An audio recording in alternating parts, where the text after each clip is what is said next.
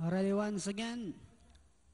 Racing just is started. We have Queen Ziandok break quickly at a start. Moving up on the outside, Divine Wisdom. Flow Joiner Jamal down on the inside is Tibay ng loob. While Secret of the West is the early trailer by about 6 lengths of the leader. And going along for the first turn, we have Queen Ziandok. Flow Joiner is on the outside. A length back in third comes Divine Wisdom. Jamal alongside fourth. Then next online is Tibay ng loob, while Secret of the West is still racing in less. And as they swing down the back, we have two runners fighting out for the lead.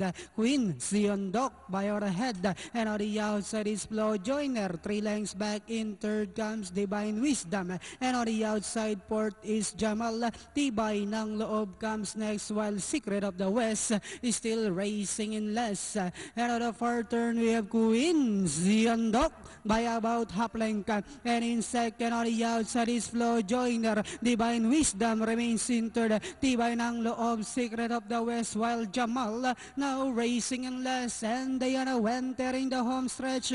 Two runners still fighting out for the lead. Flow Joiner moving up on the outside to take the lead. Queen Ziandok draws back in second. Tibay ng loob is down in third. With about 100 meters of the race, we have Flow Joiner, Tibay ng loob to take second. And finally, it's Flow Joiner. The second is Tibay ng loob. Then comes Divine Wisdom, Jamal, Secret of the West, and Queen Ziandok. Forecast 199 or 1